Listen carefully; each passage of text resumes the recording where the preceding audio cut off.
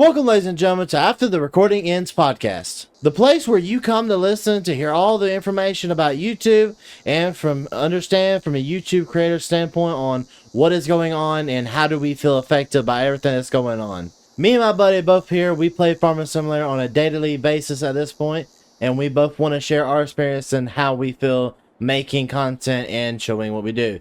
I do want to give this side note real fast. There is a lot of information going on today. Please be patient with us. There will be times where we stutter. This is the first time we've done this. Please give us that point of hand. Also, the game in the background is the game in the background. It will affect sometimes, not all the time. It will also, if we are missing stuff, it will go in there as well. It's for fun and something for you to do and have in the background and watch and enjoy what you're doing. But we appreciate y'all, ladies and gentlemen, for watching today's podcast. Let's get into the good stuff. Well, as Nate said, I'm Chris, aka Farming Sim SW, aka Socks Way Up. Thanks for joining. This podcast, after the recording ends, is going to be released every Tuesday on YouTube. The schedule is going to be a little different, though. The first episode is going to be on my channel, Farming Sim SWU. The next episode will be on Nate's channel, Fearsome Rhino 2, and then we will alternate every other episode. Hopefully that's not confusing enough, but we will both have a playlist on our channel so you can follow along either way. Yes, we will. Nate, how's your week been? It's been pretty good, but before that, I mean, let's start farming in the background so people don't just look at us. Oh yeah. It's been doing pretty good. I'm really been a really good week so far, other than yesterday, but we don't talk about yesterday. So why don't you want to talk about your week on YouTube? Same reason you probably don't, because YouTube decided they wanted to push all my content yesterday when I thought I had a 100K video. And that video ended up doing like 1K worth of views. So like 10% of what you're expecting. Not even 10%. Not even 10%. That's no, like 1%. That's like 1%. That is 1%. That's rough. So that video was one that we recorded together. Yeah. And honestly, the recording process ended up being the best part of it, unfortunately. Because I was following very intently your view count as the video was released, because I was interested. I thought it was going to blow up too. I didn't see anything wrong with the video, and I think that's honestly the biggest thing I've learned about YouTube is you can't predict anything. I mean, there's no predictions at all at this point. I mean, me and you both can say we've tried and tried. It's just we can't, no matter what we do. Yeah, and I'm sure over the episodes we'll talk about the Socks Way Up channel a little bit and my history of that, but that's what I learned from that channel is I would do a video that I was, and honestly, like my family video today that came out while we're recording this, ahead of time, I didn't think it was going to do very good, and I didn't think it was very good compared to some other ones, and it's doing way better. And it's probably, maybe it was a good thumbnail and good title, and that seems to be more important than the content sometimes, because the content isn't that different between episodes. I mean, it's not like we do bring it a little bit better sometimes when we're recording. Well, yeah, exactly. I mean, even for me, when I sit down and I record a video, take like my videos with Grant. When I first started with Grant, I was expecting more views than what I honestly got. And once I kind of realized the way YouTube really does work, it's interesting. Because there's nothing that you can do to honestly please the YouTube gods, as we say. Yeah, and I think over time with doing this, maybe our opinion will change, maybe it won't. But that's kind of some of the stuff that we're going to dive into when we get guests on this podcast, as well as just as we naturally learn more from each other. Exactly what you're saying. I mean, we definitely have a situation where me and you technically will have to say it like this. I mean, yes, we've dabbled in stuff in the past, but this is honestly our first real go at this stuff. Yes, and I could say that I have two other channels. That the Socks Way Up channel has 1,400 subscribers. My Minecraft channel has like 68. Neither of those channels, I didn't set down to get subscribers, and I didn't want it to grow specifically. Like, it wasn't my reason. And I did those as completely a hobby. And honestly, I was sitting down one night just stressed about it because I was taking it more serious than I wanted to. And was talking to my wife about it. She was like, just do it. Like, stop, like, if you want to do it, just do it and give it a shot of trying to, because I never asked for anyone to subscribe to to my channel in my old videos. And it was like, I lied to myself for a very long time that I didn't want my channel to grow and I didn't care, that I just wanted to look back at these videos when I'm like 60 and remember what I was doing in this time of my life. And so now doing that with this new channel and actually putting 100% effort into trying to grow, I'm seeing a different side of YouTube personally. It's kind of nice, Yeah, I but mean, it's a struggle. yeah, it definitely is. I mean, let's just be honest here for a second. If I said and told you that this is exactly where I thought I'd be sitting like 2 months ago, I mean, well, not 2 months ago now. Shoot, it'd be 4 months ago now. I would have told you that this is not where I'd see myself at all. That I was just having fun. And now, I mean, even for myself, where you haven't gotten to this point yet, I've already made this into a full-fledged career now. Right. And for me, it's a nighttime grind and lunch breaks. I'm sneaking in a little bit of time for editing. And before I start my work in the morning, I'm also sneaking in some time for editing. So it's definitely, it's fun. It is a lot of work. It is a lot of work. I mean, yeah, I mean, well, I mean, we have to do this at this point. I mean, let's compare some things, and this is ridiculous over here. Um, how do you feel that editing your own videos impacts your channel compared to paying someone else to do it? Well, I think there's a couple things with that is it means that to get as many videos as I'm trying to put out, there's less time to focus on good details in the editing for me. I feel like I cut corners a little bit more than I would if someone else was editing it for me, obviously. Um, let's see what else is in there. I think also when recording, there's some times when I'm like, I should just re-record that a little bit better, and I don't because of timetables, and I put myself on these timetables for good or bad. And I definitely think that that is where having an editor and knowing, like with my work schedule, that if I wanted to have X amount of videos done, it would be X amount of recording done versus X amount of recording. And then I'm always thinking in the back of my head, okay, I need to edit 5 videos this week or 6, depending on what I'm going to do for releasing. And so it's twice as much stress really. And sometimes the editing process takes longer than the recording process. Yeah, I mean, you're definitely right there. I mean, for me, because I mean, everyone knows at this point. I mean, I made fun of it for so much at this point, and it's everyone's knowledge. I mean, only record and I don't edit. And for me, I can sit here and focus more on the quality of the content that's going out to people. Right. And I try to balance that. And I think as I bite the bullet probably and have maybe 1 or 2 videos get edited, I am gonna try that out and see if it'll be interesting to revisit this topic and see if my opinion changes on that or if it was dead on. I mean, 1 or 2 videos. I mean, didn't you already bite the bullet and already get 10 videos where it's going to be edited by someone else? That's true. I mean, you've already technically But bit I that feel bullet. like, well, I guess I felt like after 1 or 2 of those are done, maybe we revisit that and see if how I feel about it. And because I am a little bit of a control freak, so that was kind of part of why I've never even thought about it before. Is like if I get it edited, I'm gonna watch it, and if I'm not happy, I'm gonna keep going back for revisions personally. But am I gonna have time to do that? Is the editor gonna have time to do that? Is that gonna cost me more long term? I mean, here's the way I've always viewed it for myself is I don't. So I know some people that I work with. I'm not gonna say names, but they watch very carefully what's on their channel, what's edited, how it's edited, how things are going. I'm more that person where I don't really see why you would do that. I leave it up to the editor. At the end of the day, the editor is the person who sits down and watches the content all the way throughout.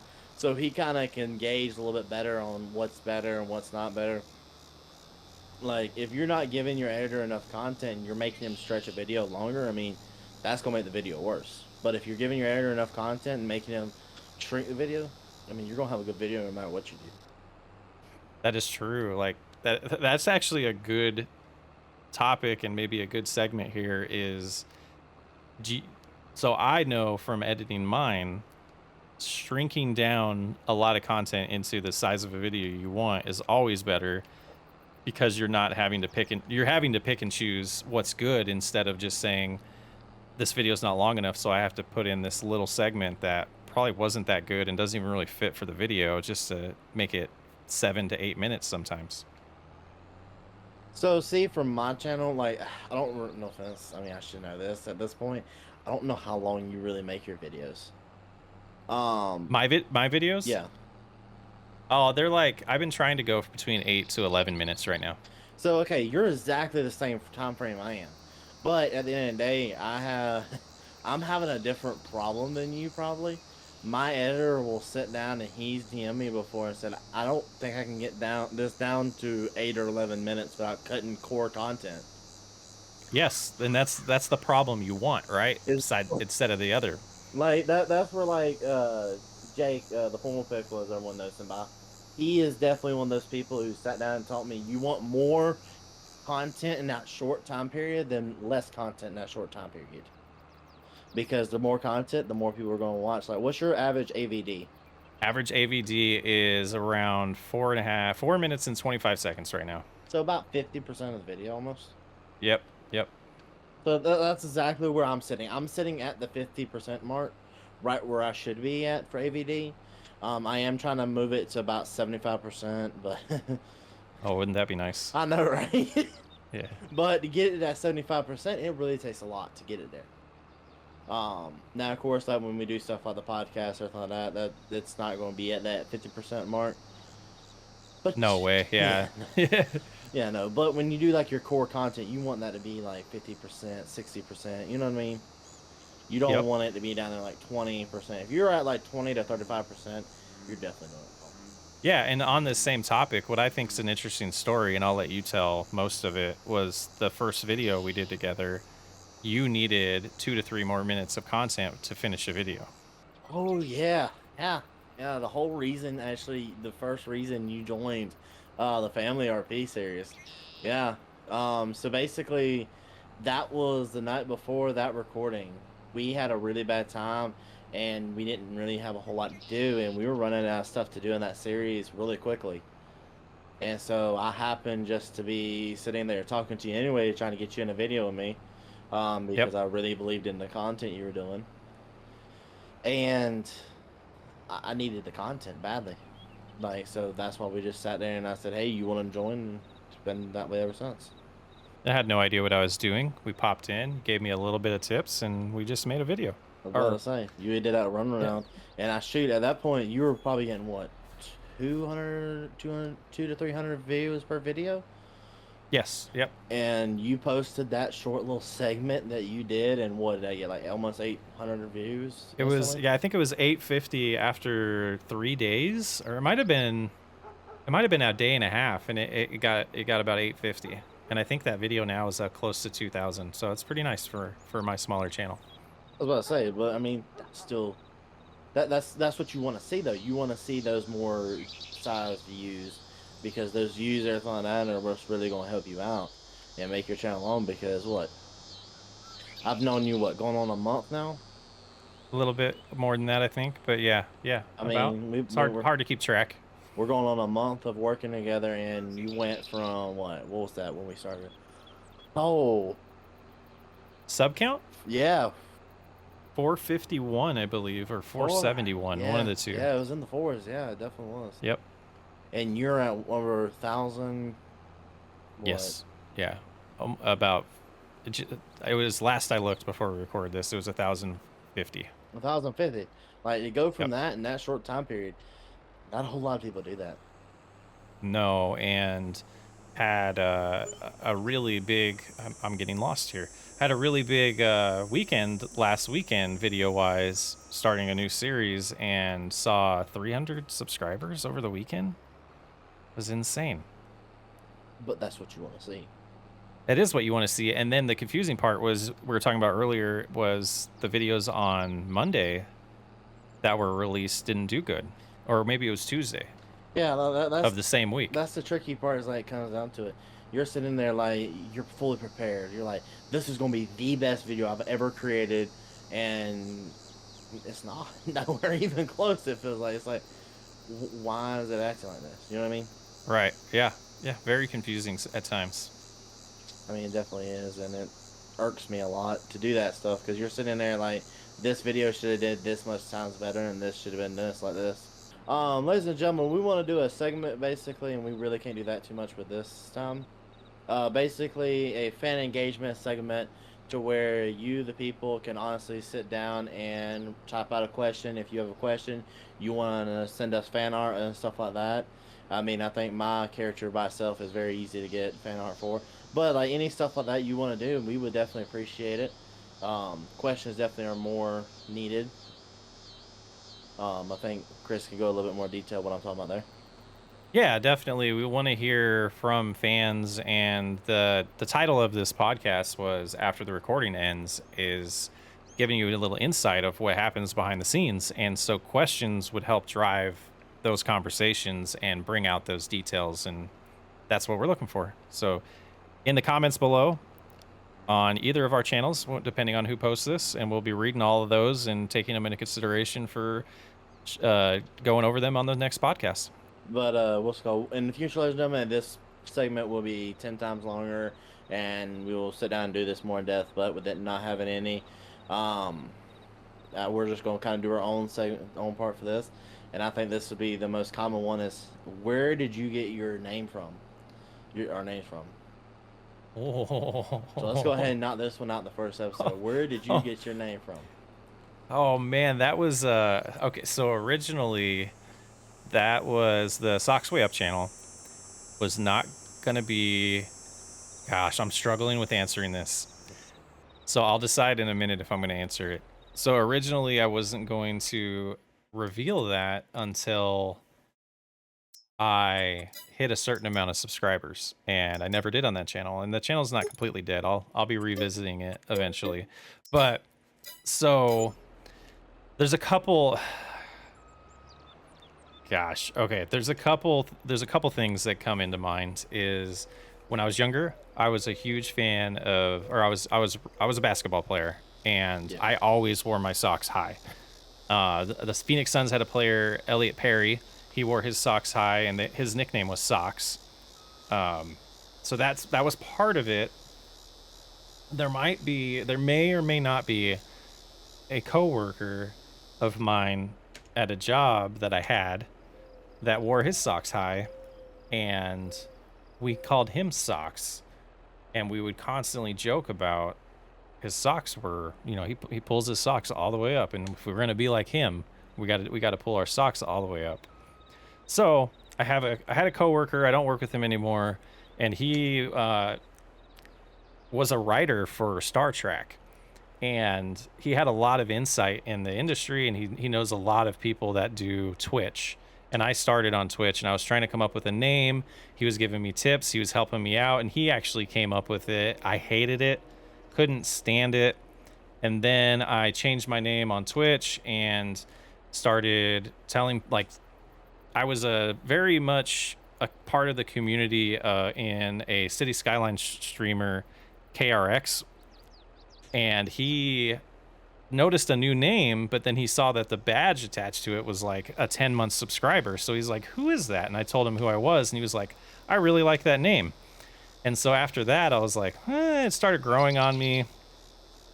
It's like I said, I wasn't really a huge fan of it, but it stuck. It was original. Nobody's has any names. Like there's a big Minecraft YouTuber, Socks, but Socks Way Up was a little different. So yeah, it's kind of a long story, and I left out a little bit of detail just to kind of save some face there, but yeah. And same question to you, Nate. I mean, Fearsome Rhino too. This is not going to be nowhere near as involved as yours. Basically, I went to do a make my first ever Microsoft account for my Xbox back in the day, and it just kind of chose Fearsome Rhino 2 when it was supposed to choose Natecraft, because at that time I was thinking about doing a little bit of Minecraft, YouTube, and everything like that. Lord knows if I would know what I'm doing now, I'd be amazed. But Yeah. So it's somewhat auto-generated. Yeah, it was auto generated for me, and it just kind of ever stuck with me ever since. I had friends that I changed it one time to something random, and my friends got all mad at me because of it. So it got put back where it was. And are you planning on keeping it long term? So, Fearsome Rhino 2. At the end of the day, this is the way I view it. I've had it for so long, I kind of not plan on changing it, but also I view it in this sense of it's too old school for me now to get rid of it. And then, of course, like with the second channel, I'm thinking about doing some different names or something like that with the second channel. Probably going to get rid of the fear theme, because I was going to do like a Fear Night channel, is what the second channel is called. But we're going to probably change it to like Nate the Great or something like that. Kind of see how that name does. And as of right now, no. It's crazy. I think that's a good question to ask guests when we have them as well. That's a fun question. Oh, yeah, definitely. I mean, on top of that, I mean, let's go ahead and answer this also, because I know this is definitely one people want to hear. How did you get started making YouTube and getting in your current channel you are in right now? I started. Oh man, Like, so how long? what made you finally hit that create button on your current channel? That's the honest question. On my current channel. Yeah. Okay. So the Socks Way Up channel, I decided to do a variety channel because I was sick of City Skylines. And I honestly might do a podcast all by myself just talking about that someday just so I can get it off my chest. But so I did Wow. variety. What? Wow, just gonna throw me in the curve like that. I see. All right, go ahead. No, maybe because there's a lot. Like I could talk about that for like an hour and a half probably. So there's so the move to variety was my plan, and like I said earlier, I didn't care about growing. I did, but I was trying to pretend like I didn't care because it made more sense to me to not worry about it, but I was still worried about it. So I started doing videos on Minecraft. I did a couple series on some other city building games.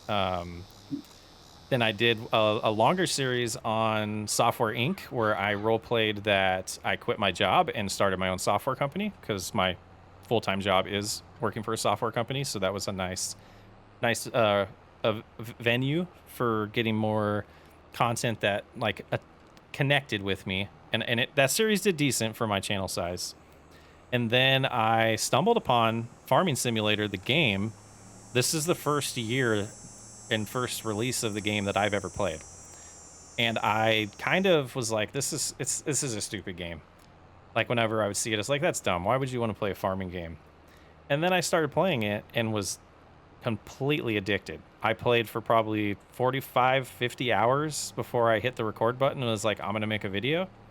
And then I did that. And so I did about a 30 episode series on the Socks Way Up channel. And I think my highest view, well, one of them actually randomly got up to like 800 views over the last few weeks, actually, even though it's been like 4 months since it was posted. But none of the videos were doing good. It was like 20 views, 16 views. And everything that I've learned over the 3 years of doing the Socks Way Up channel was the reason why I'm doing bad is because I'm changing my niche all the time. My target audience is changing constantly. And so the City Skylines subscribers are seeing these thumbnails for other games and they're just not clicking on it. It didn't matter how good the title was or how good the thumbnail was. They had no interest in that. So I decided that I'm going to try this brand new channel. I'm going to have the name of the channel be very obvious of what the content's about, because there's a competitor of mine, or competitor, I guess is maybe it's the right or wrong word, in the City Skyline space whose name had city in it, and his channel started about the same time mine did. Totally different results. So that's why I did that. That's why it's called Farming Sim SWU. SWU is for Socks Way Up. And that's why I hit the record button or the create button and started a brand new series on a new channel. And I recorded 5 episodes before I hit the create button and the upload button, and I uploaded them and released them all on the same day. Why would you release them same day? That's my question. So Not I've space watched them. way too many how you grow on YouTube videos, and one of the big tips was You're starting a channel, someone sees your video. If you're going to do one a week, they're going to see a video. They're not going to have anything else to watch. YouTube's not going to push people to you as much. So when you release 5 at the same time, if someone really likes you, they're going to watch all 5 of those, and that's going to tell YouTube the session time was long on that first video, so they're going to keep pushing that video out. I personally think that's why that one hit 20,000 views, and the rest of my videos were at like, well, it tapered down. It was nowhere close to 20,000, but it was 20,000 on that first video, and then it was like 1,300, and then it dropped down to like 500, and until it got down to that sweet spot of about 230, 245 when we started working together. Yeah, definitely did. I mean, shoot. I mean, I remember when I first reached out to you, everything. You're like, "What kind of a kid is this over here?" I'm like, now all I was trying to do is get you on the schedule, because that was also in the point where I first reached out to you. Shoot, I was in my beginning stages of working, and doing what I currently do. I mean, that was even before what I had 1,000 subscribers. You had 4,000, I think, when you first reached out to me. Okay, I've almost doubled that. Yeah. Okay, I didn't know if it was at that point, because I remember. I mean, shoot. I mean, the way I was growing there at that time, like, it was kind of hard to be able to tell what was all going on. And that month was a blur to me. That first month when I hit that, it was just all one big blur. Oh, I imagine. Yeah, because it went instantly from 1,000, 2,000, 3,000. I don't even think I saw 3,000. I think just got to 4,000. I mean, I legitimately, I don't even remember. I think I went to bed with it at 2,000 and woke up to 4,000. Nice. That's awesome. And I mean, that's awesome. Don't get me wrong, but I mean, it's also one of the situations. Going back and looking at it, like, I do not regret any of my decisions. Let me say that now. I do not regret working with Grant. I do not regret working with the Pickle. I do not regret working with Buck. That was my best decision I've ever made. But I mean, kind of not being able to join those moments for long was not my best case scenario, because I didn't even make an announcement. Shoot, I think I made an announcement for 5,000 subscribers, and then I didn't get back around to making the next announcement until 7,000. On your community page? Yeah, on the community page. Gotcha. And everything like that. So it just all depended on what was going on. All right, Nathan. Back, same question. We got kind of sidetracked there, but why did you hit record? So, I technically didn't even hit record first on YouTube. I hit stream first, and that was on Twitch. And the reason I did that is me and my buddy Bry, as most people know, the man who is becoming one of my editors, and I bought him a PC, whole entourage of stuff. It was just the right thing to do. I mean, I love the man. He definitely supported me when I was at my lowest. And he said, "Hey, do you want to start streaming?" I'm like, "Yeah." Who in their right mind don't want to like stream with their best friends? You know what I mean? And so we just kind of hit the stream button. And after a little bit of streaming, Twitch, I never got the views like that. And I kind of, as I say this to everybody, I do not like streaming too much. Streaming is... What game were you streaming originally? You sure you want that answer? Is it PG-13? Yeah, no, it was Fortnite. Oh, it was Fortnite? Yeah. You and everyone else? Yeah, no, it was some Fortnite. I wasn't the best. No, of course, back streaming those days, that was not PG-13 at all. It's kind of hard sometimes to keep streams that way. It really is. I mean, that's kind of the reason I don't stream a whole lot, even on my channel. But, back to what I was saying. The way everything came out is I did the streaming 3 months. 3 months. I started back in September. Did it for a few months. Did a lot of ATS during that time as well. A lot of different. I was streaming a lot of different types of content. Eventually, I sat back and said, "Not really happy with what I'm streaming," and so I kind of quit. And I was talking to my old editor, and everybody that's coming from my channel will know who I'm talking about. Say Deer. Miss Deer, by the way, if she watches this. And we kind of, she edited the stuff, and I kind of made the content. It was very poorly made content. That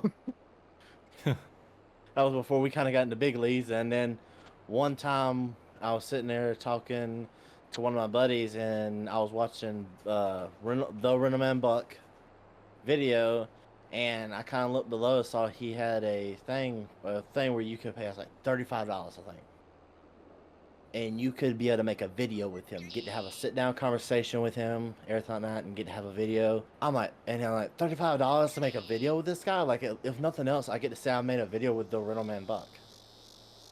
Was that one of his membership perks? Yeah. Nice. Yeah, that was one of his membership perks. You were able to sit down and make a video with him.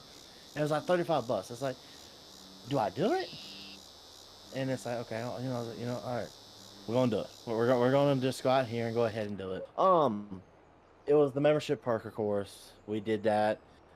We were supposed to sit down for max an hour. I mean, max 2 hours. I don't think we got off that recording session until like 2 a.m. and we started at like 8 a.m. I mean, not 8 a.m. 8 p.m. 8 p.m. Nice. So and after that, I've just kind of hit the upload. Just button clicked.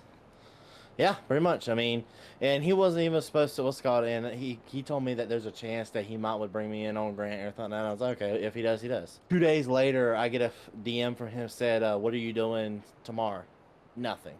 He sends me a mod pack. He says, "Now you are." And I didn't even know at that time. And he said, "You're going to work with me and Grant tomorrow." So you weren't uploading videos until you signed up for this membership with Buck and did a video with him? I was uploading. Oh, you said Deer. Yeah, Deer was editing and Yeah. the content wasn't great. Okay. Yeah. Sorry about that. But that entire series, it was an interesting concept for videos. I will say that it was definitely interesting, and I wouldn't mind revisiting that in the future. The series was called Vlog RP, and it was basically a series where I was like in the UK or something like that, and it was an American in the UK. Oh. If it was done correctly and kind of to the standards that I hold myself at today, it would be a completely different story, I believe. Oh, maybe we'll revisit that. Yeah, I mean, I definitely think it has a good potential to be a really great series. It just was very poorly executed. It was, I don't say that about much, but that was definitely one of the ones that's like poorly executed. Well, everyone's first stab at it's not going to be good. Yeah. This next segment is brought to you by G-Portal. If you need any servers like we are playing on now, please sign up for G-Portal down in the links in the description below. Get 10% off and support the podcast, me and Chris's foundation, and be able to continue doing what we do best. All right, Chris. Oh, look at there. You are. All right, so now we get to my favorite segment, the Unheard Stories part. What is an interesting story that you can say that's happened to you during a recording, after recording, before recording? What is the most interesting story that's happened to you so far in your YouTube journey? Dang, I wish I had time to prepare for that question. Let's try to wing it here. Unexpected? Was that one of the options? Unexpected. It can be unexpected, it can be expected, but it was a situation that turned out to be either really, really good, really disappointing, or it just was not what you were expecting. Well, okay, so when we first started talking, I had no interest in roleplay. I had no interest in RP. I did that with GTA. I had fun with it, but I didn't end well. And I watched a few of some random people on farming simulators and was just like, it's not my thing. And so I was really hesitant of it. And I remember your exact wording to me. I can tell you, to this day, I still remember your exact wording because I read it to Buck. Your exact wording was, I want to be like Daggerwin in the way he does his stuff. And my exact wording about that was, that's hard to do. Especially with the way nowadays that is hard to do, nearly impossible to do nowadays. Yeah, so my personality is a little more chill and laid back than a lot of people that do the RP. They're a lot of like high energy, and that's just not really me. And so that's part of the reason why I didn't want to do it. And then I started thinking about it more. We'll get into the unheard stories about it here in a second. I started thinking about it more, and it came back to that conversation I was talking about earlier of, why am I doing this channel? It was to do this channel like seriously. And so I knew it was a better chance of getting more views by doing that. And like, I'm not dumb. So we did that, and we sat down that night, and you needed extra content, and we were talking about building a plan on, okay, well, we're going to do a video together. We're going to try this out. We're going to see how it goes. And then you got that message saying I need 3 more minutes. and we were already talking for like an hour or two at that point that night. And so we're like, let's just do it. You know, he sent me the packs, the mods to download, got it all going. Aren't you glad that that was an Xbox friendly mod pack though, compared to the mod packs you have to download now? Oh, that's true. You didn't actually send me anything. I just had to actually download it because they were all on Mod Hub. Yeah, exactly. Like, aren't you So so glad about that? yeah, absolutely. It was preparing for this podcast has been an adventure. Maybe we'll talk about that in another episode. But so we get into the recording session, and me still, like, I've done 10 episodes of Family RP. I'm starting to do my own RP series, so it's still new to me. And so the way my brain works is every single time I do something, I'm going to try to do better the next time. I'm going to try to do better and better and better. The thing I didn't expect at all was how much I enjoyed the actual recording process and the collaborating process. 99% isn't even in the videos of the things that I was enjoying because, just going to say it, we both have channels that we want to keep at maximum a PG-13 level, and most of the time they don't even tip the PG-13 level. At least mine don't. But not the behind the scenes stuff. I'm just gonna say it. It's if there was an unedited version of it, some of it would not be able to be monetized, and it's fun, it's hilarious, but it's not necessarily what we want to represent us in a channel. Some things just happen that are funny that may not be appropriate for YouTube. That's all the detail I'll go into. But I was very shocked at only farms. Yeah, I was very shocked at how much I enjoyed the collaboration process. And the reality is, there's a lot of people that play video games solo, but people that do have a good group of friends that they play multiplayer with enjoy it so much more. Oh, definitely. Go ahead. I mean, definitely what you're saying. I mean, multiplayer is a lot more fun. I mean, that's why like I'm gonna start doing like, I mean, there's projects on the horizon to get us playing more games as a group to make our bond that much stronger. So when we get in recording sessions, we can sit down and record and act like we're living these lives. I mean, like you said, you did GTA 5 roleplay, right? Yes. I did GTA 5 roleplay for 7 years. That's why when I went to go create this channel, I'm like, roleplay would be my best bet because I know that the best. Yeah, and it's an interesting thing because even discovering GTA RP was an accident for me. I was just on Twitch one day and was going through the Grand Theft Auto category. I don't even remember why. And I clicked on a channel and it was roleplay. And I'm like, what? This is not, I've never seen this game played this way. What are these people doing? And then like 6 months later, I stumbled upon it again and I got completely hooked. And So I had fun. And that's a totally different world than Farming Simulator. here's the question: is whose video did you watch? For what? Your first GTA 5 RP. So on Twitch, the first one, I have no idea who it was, but when I finally got into it, it was Summit 1G. Summit 1G, okay. Yeah.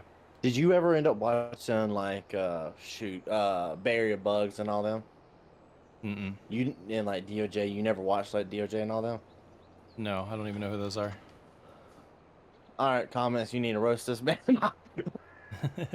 No, they are some of the biggest people in the GTA 5. That's why I was asking that question. Gotcha. All right, continue what you're saying though. I think that was about it. It was just the surprise of enjoying it and learning RP along the way, and yeah. Yeah, I mean, you're definitely right there with me. I mean, that's pretty much how it went for me. I had fun with it the first times I did it. Like the first collaboration, and this is a true statement. No one knows this. My first ever collaboration on any channel that wasn't streaming was Buck. Buck was the first person I sat down with and did a video with. So, yeah. And that was the most fun I've ever had sitting down playing a video game ever, even to this day. Yeah, it's definitely none taken, but it's definitely adds a different level to it, and it's just like, I mean, there's a huge age difference between you and I. Yeah. And so I grew up in a generation where online gaming wasn't a thing until I was much older. And so you had to literally have your friends come over, and we would literally have, you'd have to go buy the adapter, and we'd have 4 controllers, and we'd be playing. Um, Man, I'm gonna age myself. I'm not gonna age myself as much as, but like GoldenEye 007, we could play that split screen, and you were cheating because you're looking at where the other person is on the same screen, and just kind of thinking how far games have come. And then going back to now, I played solo for a long time, and I had some games I was playing with friends, but those were the things that like video games really were to me, was a social event and not just like sitting down and playing games. And so that's been nice to get back into that with Farming Simulator and all of this. I mean, definitely. See, now this is what's gonna amaze you for a second. The reason me and you are so much alike, and no one knows this is the first time this is ever gonna be announced in public. Um, I was raised where I didn't have electronics. I didn't know what a phone was really when I was young because I was raised up as a Mennonite. And so, being raised like that, you don't have those things. Yeah, so it's similar to growing up in the 90s. Yeah, I mean, actually, a little bit worse. You had TV. Yeah, that's true. I didn't. I didn't even have TV. Like, I didn't Yeah, get those luxuries. I had a Nintendo. I had a Super Nintendo. Didn't. I had all that, but my brother never let me play it. I mean, I didn't. I didn't have a Nintendo. I didn't have a TV. I mean, shoot. As far as I can remember back. Now, this is not saying anything about my parents. Let me do say that. It's what's it called? I just found it always funny that I never was able to have that stuff. And then after a while, the only reason I didn't end up continue being that a Mennonite is because Mennonites believe that once you turn, I think it's like 16, that you no longer need school, so you finish like high school at the 8th grade or something like that. It's something stupid. Yeah, so you finish high school at 18, not 16, about 15-ish, whatever that is. So All right, so stupid question. go for it. Is that similar to Amish? Yes, very, very similar. Okay. Mennonite and Amish are very, very similar to each other. Mennonites, the difference between Mennonites and Amish, I mean, Mennonites are somewhat adapting to the day-to-day life. They don't ride around horse and buggies, but they don't believe in like the internet, TV, because, and this is true. I mean, it's hard to watch good quality entertainment and stuff like that. This is part of the reason I do what I do now, without seeing stuff that you shouldn't really be seeing at a young age. That is true. That is very true. It's kind of hard not to do that, and so they don't want their kids basically watching stuff they really shouldn't be watching. I mean, let's just all be honest. I mean, that's, and even as someone who's growing up now and eventually thinking about starting a family, I mean, then that is the way I'm thinking about doing my own kids. It's not, I don't want them near a computer or anything like that for until they're minimum 14 years old. Because that's it smart. sets them up in a better, so they don't know stuff they don't need to know until they're that age. Well, and everything's at your fingertips, and it's really like there's a lot of software out there to filter it, but it is hard. It is hard. Well, even those softwares that's out there, I mean, there's ways to crack that software. Yes, that's what I mean. It's hard to actually protect your kids. Exactly. So, but yeah, no, their premise is that same, and I mean, I enjoyed it. I mean, I think my best time in my life was when I was back in the Mennonite times, because we would always make homemade bread. All the food you ate in there was homemade. It was really nice. Simpler times. Sounds like it. Oh yeah, definitely. Yeah, we got a good Amish community where I live, and we've gotten some baked goods from them, which I've also been told to not do that because of the water they use isn't the best. But I don't know. Yeah. It was delicious though. Well, yeah. See, like for me, like the Amish, like the Mennonites that we knew or something, they would still sit down and they would still use like certain luxuries that like Amish won't. Mennonites will sit down and like use. So here's like the biggest thing is, the Mennonites we used to be a part of have just bought a brand new 2022 John Deere tractor this last year. Wow. And we all know if it was an Amish would never have touched that tractor with a 10-foot pole. Unless it's somebody else's. And not even then, rarely. Yeah. You know what I mean? Like, even if it was someone else's, that's not even really what they want to be on that horse and buggy. Amish don't want you really to bother them, where Mennonites, they'll sit there, help you, and do what they can. Yeah, that's an interesting little, what's the word I'm looking for? Fact. Tidbit about you? Fact about you? Yeah, tidbit works. Yeah. And that's by the way, that's never been heard by anybody else. I don't even think Brian knows that information. That's interesting. That's cool. Those are the things you're gonna get from listening to this podcast. When I was your age, so you're 19. Yep.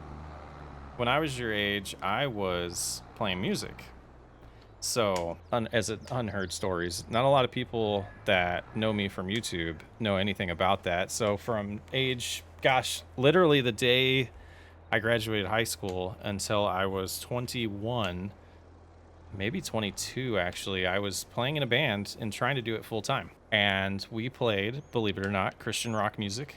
And we were we were the Rage Against the Machine of Christian rock in our area, which is interesting in itself, I think. Okay, I've got to ask the question. Okay. Why did it ever end? Why did the band end? Yeah. Oh, we're gonna go right into that, huh? Why did the band end? I mean, you can't say you're in a band. You were in a band, and we all know. I mean, this is what you're doing now. So it didn't work out. What happened? So, gosh, what happened? We Who's were that with whose lucky mom? enough.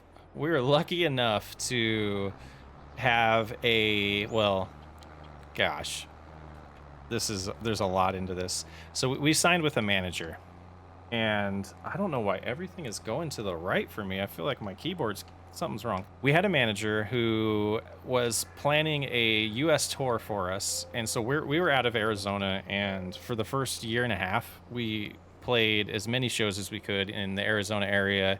In New Mexico we played some, in California we played some. So the manager wanted to book this nationwide tour, and the end of that tour supposedly was going to be a contract with Columbia Records, so a record deal, which would have been sweet. But then so I bring up the tour because that leads to the beginning of the end. I remember it. So I'm 40 years old, and at the time I was 21 or 22, and we were it was, oh man, it was either Atoka, Oklahoma, or a town in Alabama that I can't think of its name. And the place where we performed the night before recorded the entire performance. And so the band I played bass, I had my buddy Josh played guitar, Mitch played drums, and Dennis was the singer. And the three musicians, I'll say it that way, were listening to this CD. And to be honest with you, I have no idea if Dennis knows this side of the story or not, if he ever heard it. And if he's randomly watching this, now you know. So we were driving to McDonald's to get food because when you're at that age, that's all you ate. And back then it was $1 for a Big Mac, and that was the budget we were on. And we pop in the CD and we're listening to it. Homeboy he was tone deaf. And so early on when we started it, it was similar to my attitude towards my first YouTube channel. It was just for fun. We're not going to take this serious. Nothing's going to happen. We're not going to go on tour. We're not going to record an album. So we do that, and now we're on tour. Now we have this manager that we're struggling with, and we're trying to make it big. We're working with a radio station, a national radio station, to possibly do a tour after this, and things are looking good. But the problem is we don't have a singer. We have a guy who raps and screams, and even to that, he's not even in tune when he does it. And we were just unhappy with that at that point. The three of us were just like, we were carrying the band. Live performances were fun. We were high energy. We were jumping off of the stage. We were, it was a heavy metal, almost rock band, screamo, a lot of different styles blended together. The bands that I compare it to are, like I said, Rage Against the Machines, Deftones, a little bit of 311, a little bit of some other, like the hip hop, like little Linkin Park in there as well. So like you need a singer, you need someone that can carry a tune, and he couldn't. So eventually there was other drama going on, and maybe this could be another untold story. We were having a falling out with the manager. We were in Atoka, Oklahoma for a week and a half or 2 weeks because we didn't have any shows booked. When we left Arizona, we were told we were going to be busy for the next 2 months. Almost every night's a concert. And we were like, show us the schedule so we know where we're going to be, so we can tell our family, blah, blah, blah. And so we came to find out that he was full of crap, and he was booking shows as he went. So we eventually just took over and started calling people and doing that ourselves. And it didn't. So we were starting to look for an out, and at that point there was no. So like we listened to that CD, we're trying to get out of our management contract. We end up basically finding a loophole in the contract that says if he's ever hiding any information from us and we prove it, contract's voided. We called him out on that. We were in Alabama, contract got voided. We drive straight home, 29 hours to Arizona. The weekend after we got home, we were supposed to have a concert in Lake Havasu. So we're driving to Lake Havasu. The van that pulls our trailer that has our equipment in it completely overheats. We're stuck at a gas station halfway between where we live and Lake Havasu. You know, then we get basically, we're all pissed at each other at that point. And like everything's going bad, nothing's going good. Mitch happens to be Dennis's cousin, younger cousin.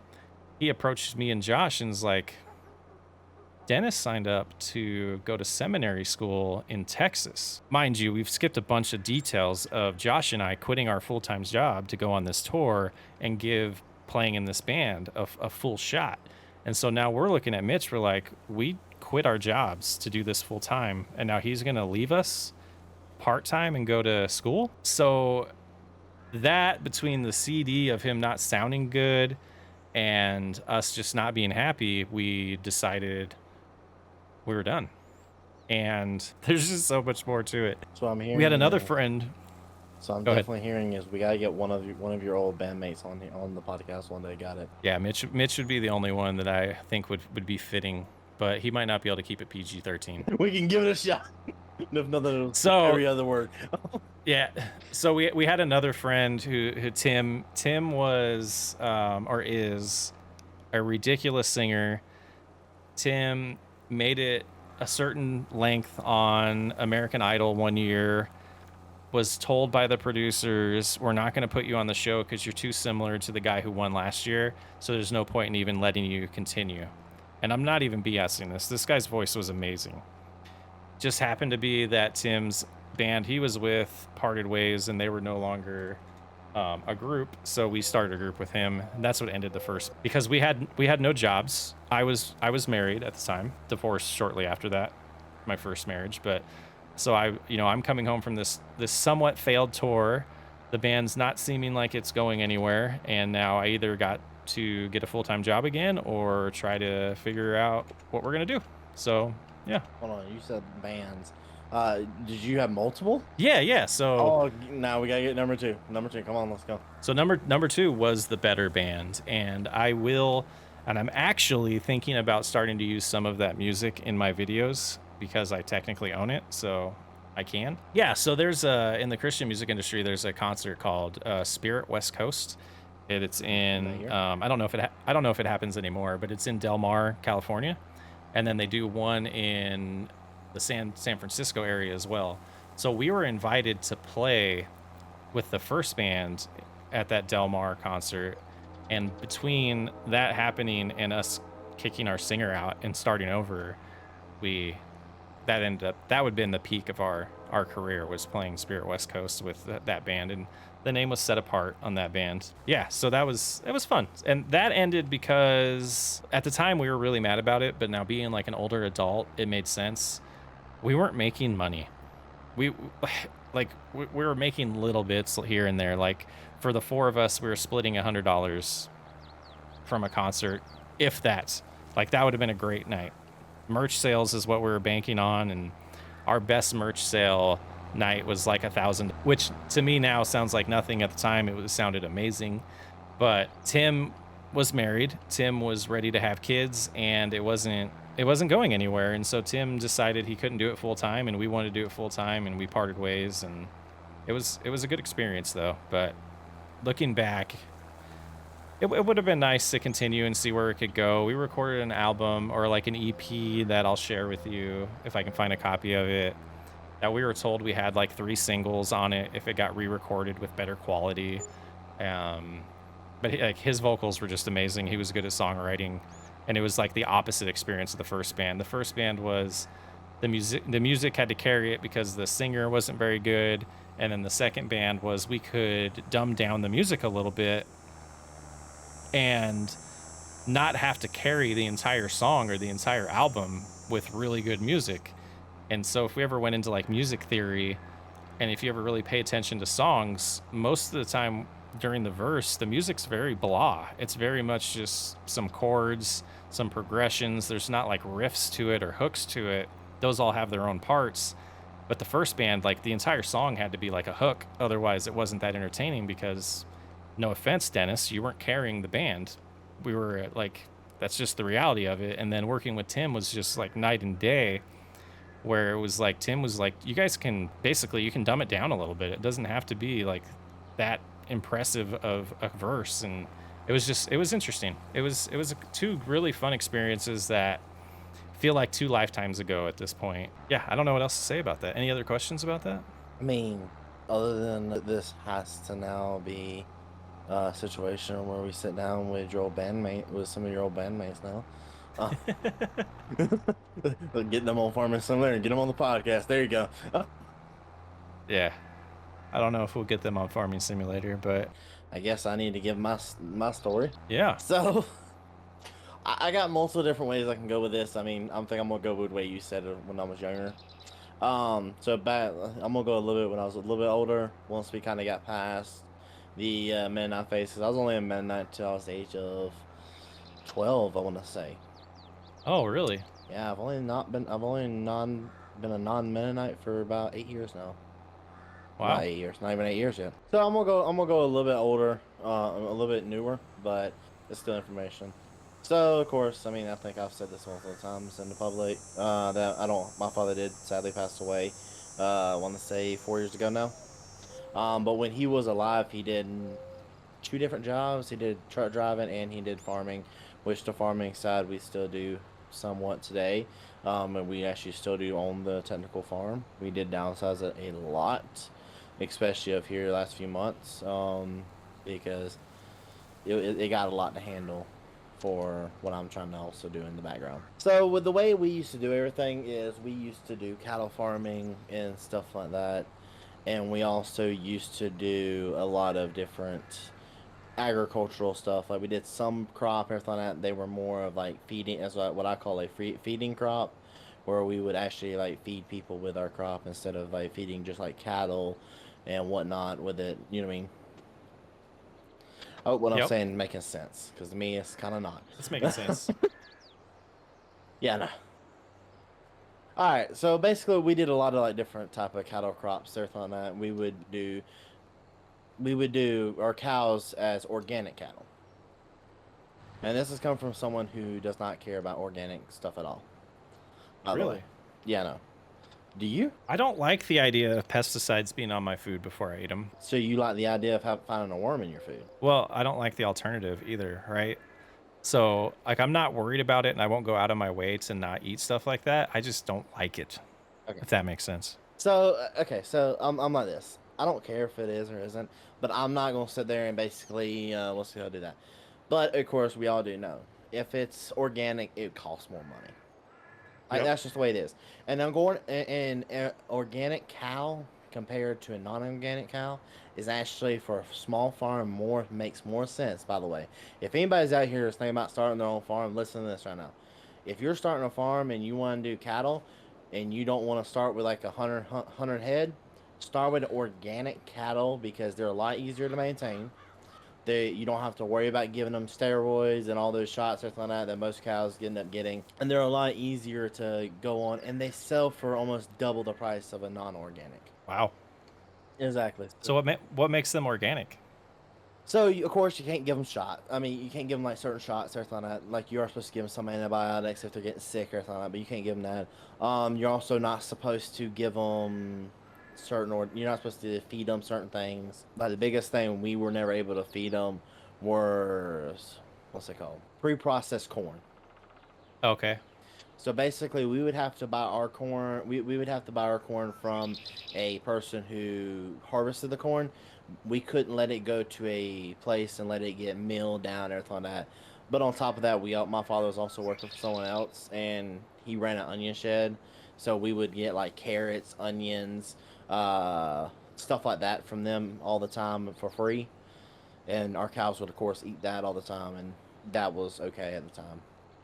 But you're not Okay. supposed to like feed them stuff that has like a bunch of pesticides or something like that on it, which we didn't Right. really do that a whole lot of anyway. That's pretty much just what makes them organic.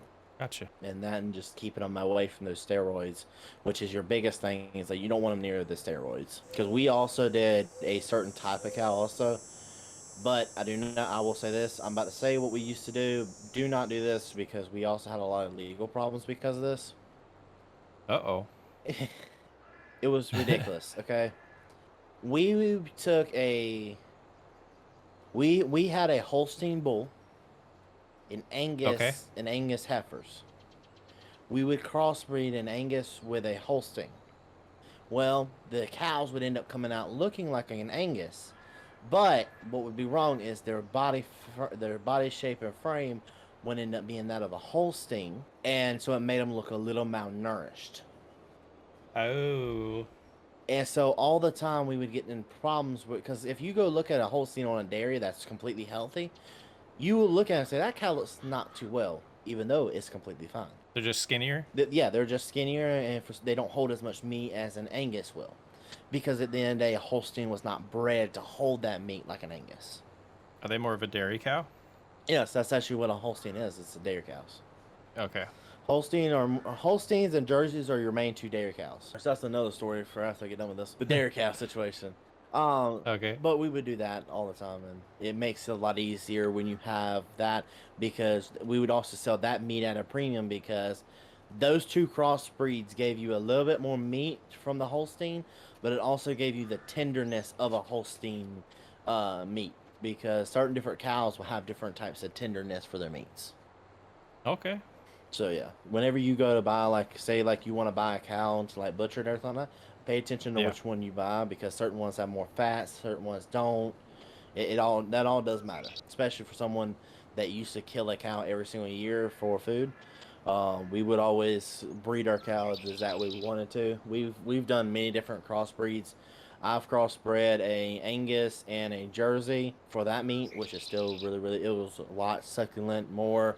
That meat right there was the best meat I've ever had. But the problem with that is it came out looking worse malnourished than the other cows. Crazy. And I know some of the people on here are gonna be like, "That's not true." To go ahead and I'm gonna see it in the comments anyway. But it's what we found out true. We've done the test, everything on that, and I know that's for a fact is what happened with us because we've proved it. We've proven it in a court of law against agents to say why our cows look like that. Well, why? What caused that? Were people saying you weren't taking care of your cows, so they're trying to get you in trouble? So, so here's the funny part.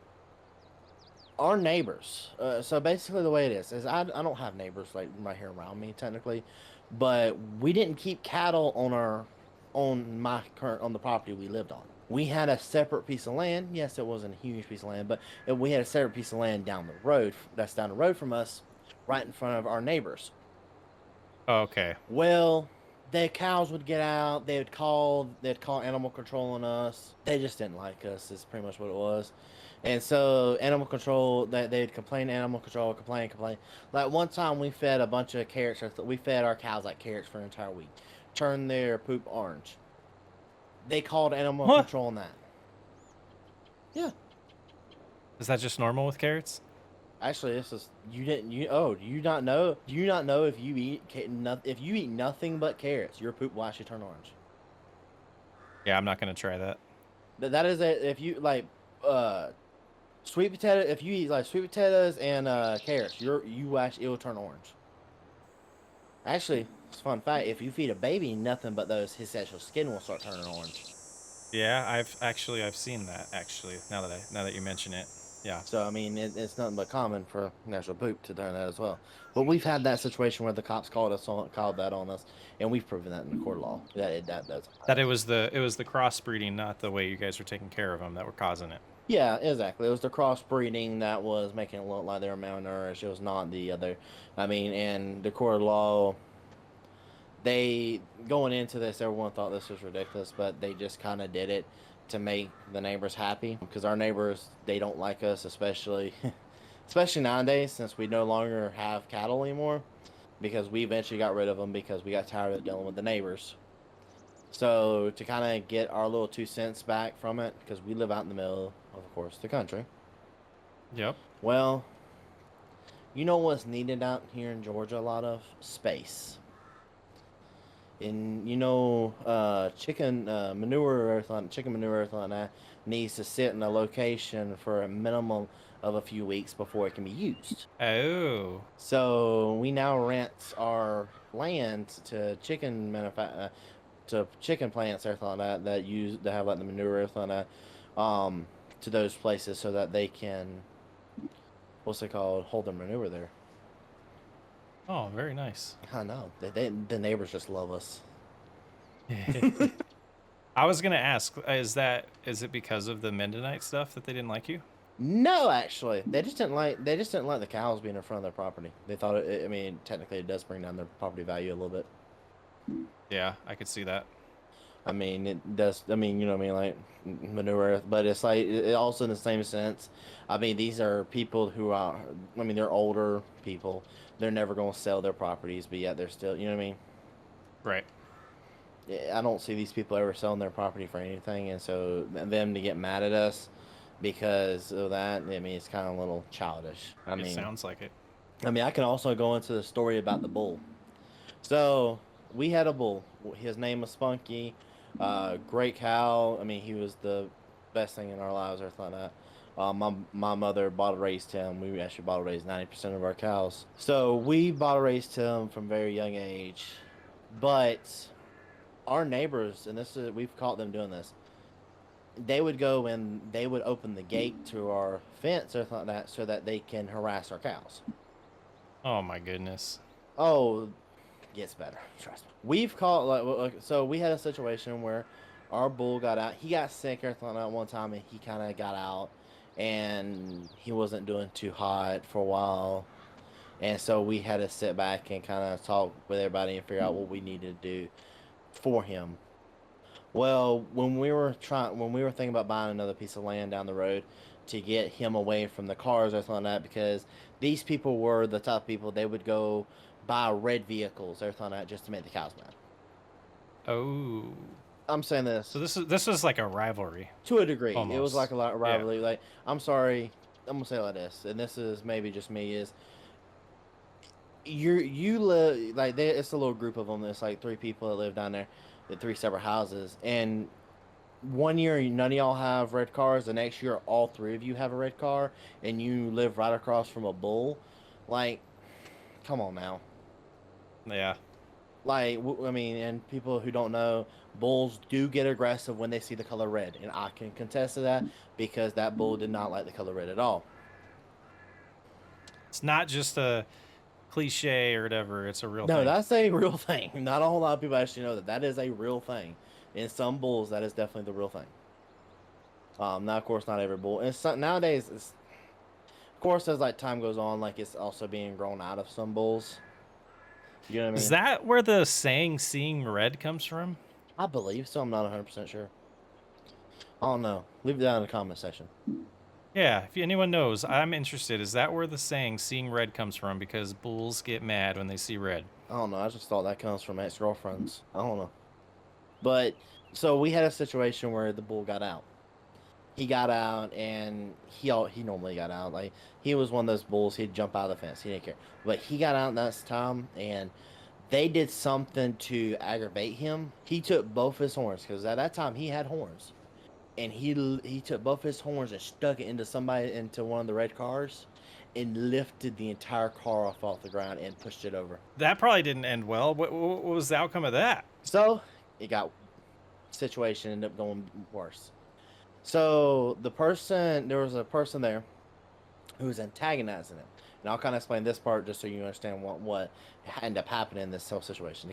So he ended up, the cow got out, so he was antagonizing the cow. The guy was sitting there throwing bricks out the cow, doing all kind of stupid stuff he shouldn't have been doing. The guy even went and got a shotgun and shot the back of the cow's legs. What? Yes. You never, and I'm saying this now to anybody, you never do that. That is animal cruelty.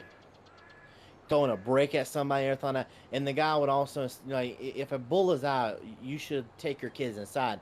No, he brought his kids outside to see it. I think there was Like it was a lesson for them. yeah, there's a lot. I mean, that could have easily been somebody getting hurt or something like that, and it really Yeah. easily could have been a situation. But the guy ended up going to jail for it, by the way. Good. At the end of it all, though, the cow, he was hurt, everything like that, and it was at a situation where, I mean, the back of his legs had been shot. Those are going to get infected unless we pay. It would have been about easily a $5,000 veterinarian bill, if not more. And that was also during the time where I want to say that was a 2008 situation too. Oh, you're a baby.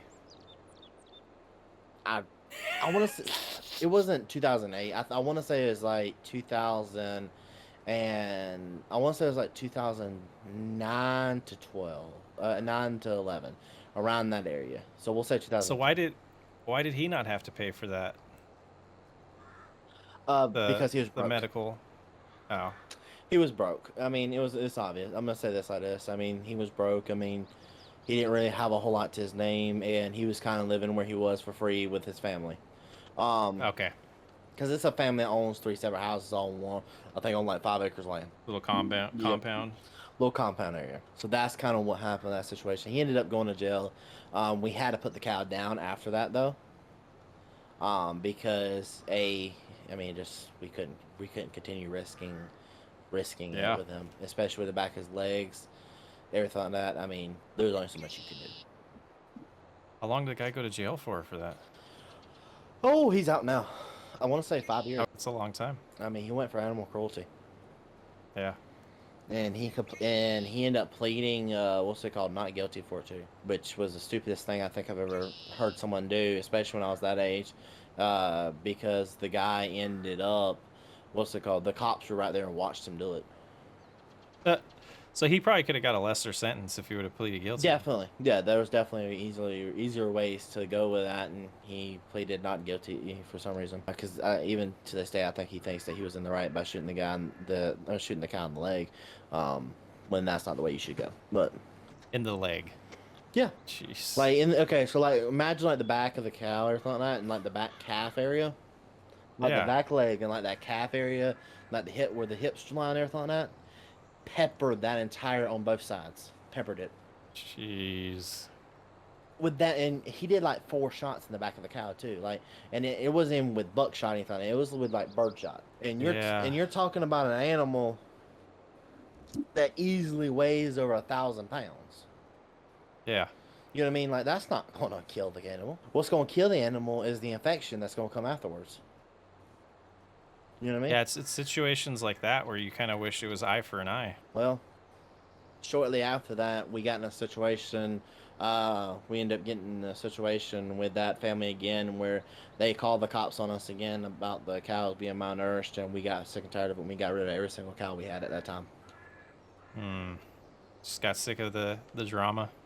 Yeah, I mean, there's only so hard you're gonna fight for something. I mean, you may believe in it 110%, but at some point, you get exhausted. I mean, you get exhausted, everything like that, and certain things like what's called the farm my father was working at that time ended up going belly under, and so there's a lot of different things that happen all at one time. So that's about as far as I'm gonna go into detail with that. That's a lot. Do you credit a lot of that towards why you're so mature at a young age? Somewhat. A lot of my maturity does come from, I want to say, the Mennonite side a little bit more. Okay. Because I don't know, have you interacted with a younger Amish or something like Yeah, they don't. that? What do you mean? Kids are very quiet. The Amish kids are very quiet, and they are, from what I understand or what I've witnessed. I don't understand. I've never researched it, but they don't seem to be allowed to communicate with people that Oh, are yeah. other adults. Let me rephrase that. Okay, so let me rephrase that one then. The Mennonites were. Mennonites are people who would communicate everything like that. They're allowed to speak everything like that freely, especially when you're friends with them. They don't really care at all. Especially Gotcha. we were good friends with everybody inside that community. I mean, I remember like this little story I'll say real fast. I was so used to when I was young drinking milk straight from the cows or something like that, unprocessed, that the Mm-hmm. first time I saw real milk that was not straight from the cow, straight from the dairy farm, because it didn't have like the fats or something like that on top of the milk, and you had to stir it in. Yeah. I poured it out. Thought it Okay, was bad. I thought it was bad. I thought a whole gallon of milk went bad, and so That's hilarious. like because I was used, you know, you get used to like, and this is something I will say: if you ever have the opportunity to drink raw milk, do it. Yeah. Do it. Like do that for 110%. It is the best thing you could ever do. Now I will say this. I mean, yes, you do have that slight very chance of having salmonella, but I don't know. Are you someone who eats sushi? I am not. My wife is. It's like your wife would understand that. If you take that chance with eating sushi, you can take that chance with milk. I mean, it's just as clean technically. Same as eating cookie dough, right? With the raw egg in it? Yeah, pretty much. Yeah, I actually, yeah, Yeah. you have the exact same amount with the cookie dough. I'm glad you. That's something I can relate to. Exactly. I'm glad you said that. Like that. That's what you do. I mean, it ain't gonna really stop you. If anything, it tastes better, and you don't got to worry about because you know they add a chemical in there to keep the fats from separating, right? Yeah, yeah, yeah. And that That's some of the chemical. processed stuff that just drives me nuts. But I get there's a purpose for it, but it just seems like it's not good for us. Well, I mean that's why technically, I don't know if you know this or not. Like, do you have a thing where like you can't really? Are you lactose intolerant? Mm, I was when I was very young. If I do way too much, I do get a stomach issue, but I wouldn't say I'm lactose intolerant. No. So you get like a stomach issue now, right? Yeah, every once in a while, Well, yeah. you know why that is, right? I when I limit the processed food that I eat, the stomach issues go away. Well, I don't know. you know why it's like that when you drink milk or like that when you're older, compared to when you were young. You could drink as much as you want when you were younger, but now you're older, you can't really do it Why is it? because our bodies are only meant to drink when we're young. Our bodies aren't really meant to be drinking milk when we're older. Even though we do drink it, we're not really meant to be drinking it. That's why these additives that they're adding to this milk or something hurts us a little bit more because they're adding a certain additive in there that's making the milk a little bit more potent and making it harder for us to drink when we're older. Interesting. And now, not a whole lot of people understand that and know that little information. And for all the younger kids that are not watching, you can now sound smart at the lunch table tomorrow, or at the dinner table tonight. You can sound a little bit smarter, but I mean, that is a true fact. You're not really meant to be doing that. And I will say, my credits may be wrong. Don't get me wrong, but these are the credits that I know, and that comes from watching many of documentaries on stuff and reading many books on this stuff. And this is something I will say. I don't know, Chris. How much do you think you read a week? What is reading? Okay, I probably go through about one to two books a week right now. Is what That's I go awesome. through. Yeah, but it sucks when you're dyslexic. Okay. Oh, well, I'm not a good reader. No. Um, so I did audiobooks for a while, and I really enjoy books and the details that books have that movies and TV shows don't because they're just so much longer. I do like that. I just don't have the patience to read because of my reading level's not the best. See, that's something I'm trying to challenge, especially doing this career path a little bit more. It's something I'm challenging myself to do a lot more. Um, because I mean, I think everyone on my channel knows, but I'll just say it one time for everybody now. This has become my full time job at this point. Working with everybody that I work with doing YouTube. I mean, this has become the full time job that I've always not necessarily wished I had because I didn't even think this was a possibility. It's awesome. This next segment is brought to you by Family RP. Go watch it on Nathan's channel and Chris's channel. Links in the description. So this week on YouTube, we talked about it earlier. There's been a little bit of struggles in getting views, and it seems to be that. So we mentioned earlier that we've been working together a little bit over a month Little now, month, yeah. and I know of two instances where you said that the larger YouTubers that you work with noticed a huge dip in views, the same time you noticed a dip in your views, as well as mine and everyone that we work with. And it seems like that happened again Tuesday. Yeah, definitely. I mean, we definitely had a. No, don't get me wrong. It may have been the content. I don't know. It may definitely have came down to a little bit of the content, may have been the issue.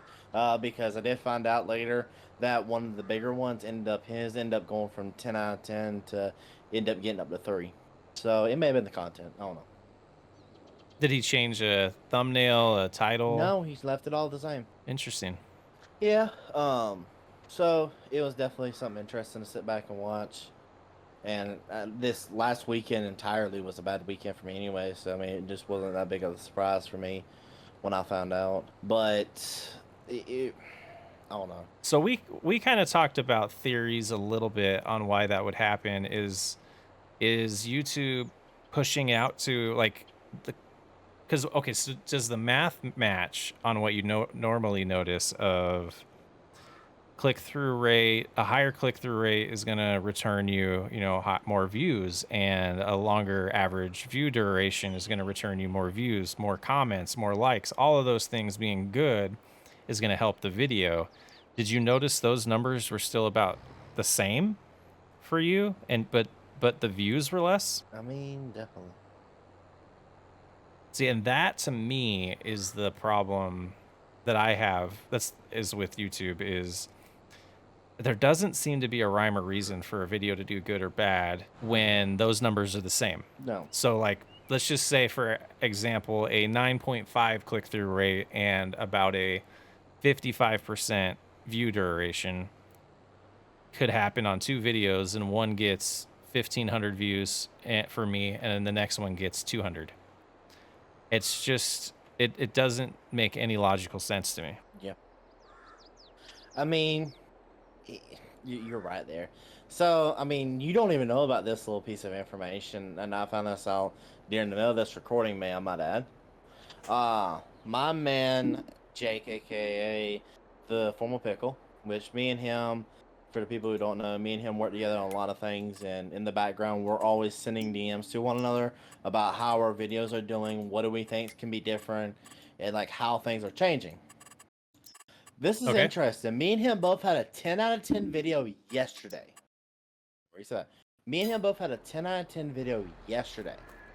And by 10 out of 10, what Nate means is out of the last 10 videos he released, number 1 would be the most views, number 10 would be the least amount of views. Exactly. So me and him yesterday was doing terribly.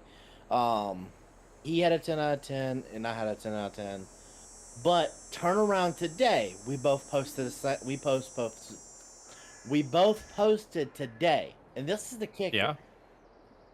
Tell me if this sounds familiar. 1 of 1, 12% click-through rate, average duration, 50% of the video. 1 of 1, 12%, 50% of the video. Yeah, I mean, why? I didn't have a video on Tuesday on whatever doomsday that was, but my video today is a 3 out of 10 for me after having a weekend where I had videos get 10 times as much views as I normally do with my new series. So 3 out of 10. Any other week, today's video would have been a 1 out of 10. Yeah. So it's just, is it, what would be interesting is going over the next few weeks and see, is it every Tuesday? Is it a Tuesday thing? Is it the day of the week? Is it maybe Tuesday your audience watches at a different time so they didn't get it pushed to them? There's so much that goes into this world, that this hidden algorithm some people claim to know, some people know it better than others. Like, who knows what's really makes YouTube tick, you know? I don't even think YouTube at this point knows what makes YouTube tick. I mean, there's to a degree, yes and no. I mean, YouTube is YouTube. YouTube, they're focusing on everything they can focus on, but focusing on the algorithm that needs to change. They have a very broken algorithm right now. And this is coming from somebody who uses the algorithm every day, and not even just saying, because I mean, I post daily videos, And I can definitely say from a daily video standpoint, it does seem like certain Mondays and Tuesdays are very bad. Yeah, it makes you wonder, like, people are getting back into their work week or kids are going to school. Like, there's got to be maybe try a different time of the day. I don't know. But the kicker is those videos that come out Monday and Tuesday will usually during the weekend get a couple of extra views. Yeah. And so you also got to look at it like this. Now, this may be one that perform now. By the end of the week, though, it may perform better. Now, I will say this. As a YouTuber, though, going from where I was averaging, but I do think it had a lot to do with this, but I was averaging maybe 8,000, 9,000 views a day. Now I'm only, that day, Tuesday, I only averaged 3,000 views that entire day. That would be something, like, I'm a statistics nerd sometimes, to like dig into the analytics of that and see if there is a consistency in. Not that bad. It's been a while. It's been a long time since I've seen numbers down to the 3,000s without me post. I mean, with me post. I don't think I've ever seen it down to the 3,000 with me constantly posting. Oh, like, so normally it would be a day that you don't have a video come out, it would drop that low. Yes, if I didn't have a video for maybe 2 days, it would drop down that low. But with me knowing I had that video out that day, there was questions. May I say, I had questions about why the algorithm that day decided they didn't even like my channel at all. Yeah, it's very frustrating, and it's just, there doesn't seem to be an answer other than just keep plugging away, keep going. The next day will be better. I mean, for you do a video daily. Every day is a new opportunity for new subscribers, new viewers, and sometimes for me, it's, I have to wait 2 or 3 days for that, and it's a little more sad because then you go from 700 to 1,000 views a day to 300, 200, and one of the things, okay, that confuses me is why are videos so short-lived on YouTube these days? Is it because of the oversaturation of it? It seems like videos have 2 or 3 days to make it, and then they're done unless they have 1 million plus views. So that's kind of the way I'm viewing it at this point. Is, I mean, I don't know. Mr. Beast has something I think going on. Like I don't know if you've paying attention to his channel at all. Mm-mm. I definitely want to give that man his credit. He knows what he's doing, but he's changing his. After like a few months, after like I want to say the first month, he'll go through and change his thumbnails on the video. So I mean that might be something eventually I'm gonna look into doing, is possibly changing thumbnails around to see, like, you know what I mean, like after a while, see if I can make the video like last a little bit longer, change thumbnail, title around. You know what I mean, like add what I know now into like older videos thumbnails. Yeah. I don't know, just something like that, because I mean, it's obvious that there's something going on to where it's definitely oversaturating the market. The market's definitely not. I want to say it like this: if you make a video nowadays that gets 1 million views, 2 days later there's going to be about 45, maybe 70, 80, 90,000 videos just like that the next day. Yeah, copycats after copycats. But I mean, here's the sad part in this industry. I mean, it's hard to find anything unique anymore. Like I sat down yesterday, I'm like, I want to try to do something that's completely original, that's never been done on Farming Simulator or anything like that. I can't think of nothing. Like sitting down and thinking about that, like even right now, like, I mean, can you say of anything that's not been done? No, and like even like when you think you've thought of something, you'll go search it and do some like research on it and be like, okay, was this done before? Was it done well before? And usually it's there. And so you can take the thought process of, it's not necessarily copycat if you thought of this idea and then you went and tried to recreate it, because then it was your original thought. You just happened to stumble upon someone else that did it. So it's not copycat. So what you should do is you should try to do it better, because one of the examples, and I struggled with this for a long time, is I didn't want to do copycat content. And then again, I mean, I lean to my wife because I have a lot of conversations with her, and I was telling her that, and she was like, well, why? She's like, she's a DIYer. She does a lot of things. She's remodeling a building right now to start a business, and she's doing a ton of the work herself. I'm helping her out, but she's doing a lot of the contract work that we should be paying people for, but we can't afford. So she's very good with tools and power tools and all that. And her advice was, when she goes to YouTube, Mine or hers? Yeah. We don't. We share everything. You don't understand that joke. Go ahead. Okay. So understand that joke. Well, go ahead, buddy. So her thing was, okay, if that's an example of drywall. Like, we're gonna do drywall ourselves. We've only done like patching. We've never done an entire building. So she's watched like 25 to 30 videos on the same exact topic, because everyone has different perspectives, and especially if they're educational videos. Copycat's not a thing there, because you're doing your own spin and you might teach it a little differently. The same with like a fishing video in Farming Simulator. Other people might have done it before, but will they have the same humor or deliver it the same way that if we decide to do that, it still would be a unique video. It's just tough to say, like right now I could go, maybe I want to go cut a baseball field and make a video of that. That to me is too much copycat, because Formal Pickles video, I think that's today, came out of them going to the you guys question. going. I want my next question. Like, did you watch Jake's video today? I did watch Jake's video today. And I did because I found that see, to me that was a great idea, and it was eye-catching. And I don't watch a lot of his videos personally, and I watched that one because it caught my eye, and I was like, I wish I would have thought of that. So yes, I guess the answer is yes and no. Everything has been done, but you can put a different spin on it.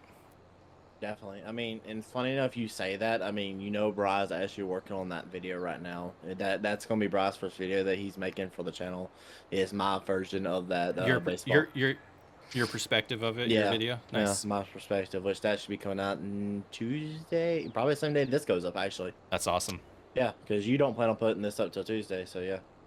Yep. So that's actually really interesting. Yeah. So copycat is a thing, right? To a degree, as long as it's not. Copycats is a lot. I mean, it's going to be there. See, like, I've thought about going down. Like, see, this is. I mean, if anybody's listening, sponsor out there, go to fiercerunner2.com or not .com, YT, and you hit my email up. I'll be definitely down to partner up with this. I want to do a video where I get like 5 YouTube, or no, we'll say like 10 YouTube creators together, and they all have 3 to 5 hours to make as much money as they can on Farming Simulator. The winner walks away with $2,000, 2 to 5 grand. Let me say that. I want to see how that video would do. Real life, competitive, real life, by the way. Yeah, real life money and like real competitive. I want to see what that would be like. You know what I mean? Because I'm sorry, who wouldn't sit down and compete for 2 to 5 grand? Wait, are you saying like they make videos and who makes the most money off the videos, or who makes the most money off of in-game? In-game. Okay. In-game. Whoever makes the most money in-game or something like that would win, and they have like 3 to 4 to 5 hours doing that, and I would just fly around and talk to them everything like that. And because you see it in Minecraft all the time, and like Ark all the time, everything like that. But I would want to see that kind of done in Farming Simulator, see if that could be honestly done. And again, if there's anybody out there that ever wants to do that, I mean, especially if my G-Portal partners, and I might need to pair up, call to them and see, because I think that could be honestly the biggest video idea ever. I mean, I could think of somebody that could help you with commentating that. Happy, I know, I agree.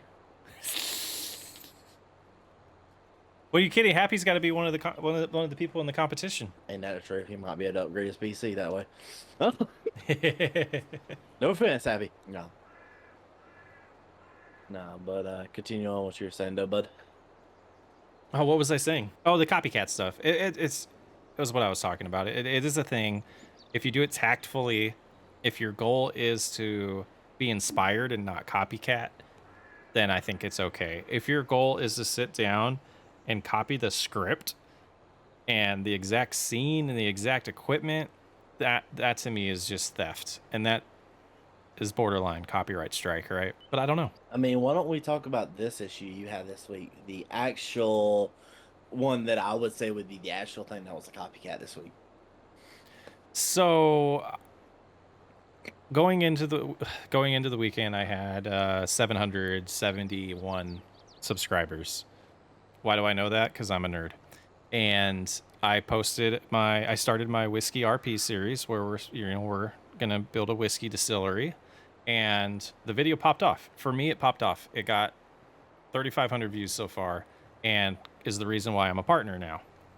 So that video did great. I did 2 videos on Sunday. The second video of that series came out. It did about 80% of what the first one did. So over the last 4 days now, I've gotten over 300, just under 300 subscribers. Or just under. Huge week for me. So obviously with that, a little more attention is hit to your channel. A little bit more people are seeing your channel because it's getting pushed out more. Turns out someone from South Africa that has been posting and reposting people's videos. And we're not just talking about reposting the video, the thumbnail, the description, word for word, not giving credit to the actual content creator. Both of my videos from this weekend ended up on his channel, his or hers. I'm not sure. Well, it's Mr. is his name. I'm not even going to finish the name of it because I don't believe that person You would be deserves giving any him, type of about to publicity. say, you'd give him credit for Yeah. it. The same day that I got to apply for partnership, I also got to submit 2 copyright strikes because they were my video uploaded, as well as some other people that we know. Videos were uploaded on that channel and got them removed. Why YouTube doesn't just shut that channel off? Because I'm pretty sure out of the 86 videos on there, maybe one of them was an original, maybe. But obviously, you know, there's probably legal reasons why they have to give them amount of days to fight the claim and all of that. But there's no question that it's 100% copycat. That's not even copycat. That is flat out stealing content. Well, I'd say it like this. I mean, there's definitely is that reasons or not. And as of right now, I mean, the reason they can't just take the channel down is because they have to give it so many days. Like, here's some information you don't know is, you know how easy it was for you to make that copyright claim? Yes. You got that strike time you submitted that claim. Right. But they didn't even review anything, and they gave him the strike time you submitted that claim. And that's the way, honestly, it works. And this is the sad but true statement about YouTube, is you can make a claim onto somebody and not have no textual evidence on it at all. But YouTube's closed the report and removed the video. Like, it was under review. It's like my claim has been closed successfully, saying I was right. This was your content. We forced it to be removed from that channel. Yeah. But it doesn't always end up being like that. You got lucky with how they did yours. You know the formal pickle? I do. I watched this video today. Well, yeah. He has a and what's called, somebody unrightfully copyright claimed one of his videos, and for the last few months he's been in a legal battle or thought that because it makes his channel look bad, and they did not have a reason to copyright claim anything like that. And so he's been in the legal issues. I thought he was at the point he was about to send a letter of the cease and desist on the person, but YouTube ended up stepping in and go ahead and getting rid of it. There is a little bit of issues on the way that it works, so I would prefer them to take a few days to shut down channels like that than to shut them down and shut down every single channel like that, because they have to treat all the channels the same. Like, you know what I mean? Yeah, I guess from my perspective, it was, you got 2 copyright claims on the same person. There's possibly a third one that might do one as well. At what point does YouTube take it upon themselves to do a deeper investigation? And it's very easy with, like, I know technology. I know how all this stuff works. It's very easy for them to figure out that all of those videos are stolen and no credit is given to the creator. I just feel like there's a wiggle room of, most of the time, you're right. You need to give people the benefit of the doubt. Maybe they didn't know what they were doing was wrong, and you don't just shut off their channel. And maybe there was some communication to this individual that we don't know about. Obviously, for legal reasons, we will never know about, right? Yeah. So maybe, but it's definitely, like, honestly, at the end of the day, to me, it's flattering that someone felt that one of my videos was good enough to try to steal views from. But at the same time, it's just like, what happens if my logo's on that screenshot and it caused a bunch of people to not want to watch my videos because they saw it on some other channel, and now they're like, well, what is this channel? Is this the fake channel? That's what my concern would be. Exactly. Well, ladies and gentlemen, this is going to wrap up the first edition of After the Recording Ends. And next episode, we're hoping to have a guest. No promises yet. We still, things happen. People's schedules don't line up, but we're gonna definitely try to move forward with having guests on this podcast more likely than not, or more often than not. That's the goal of this, and get more perspectives of the same type of topics we talked about today. Hope you enjoyed it. We'll catch you on the next episode, and we'll see you next time the recording ends. Peace.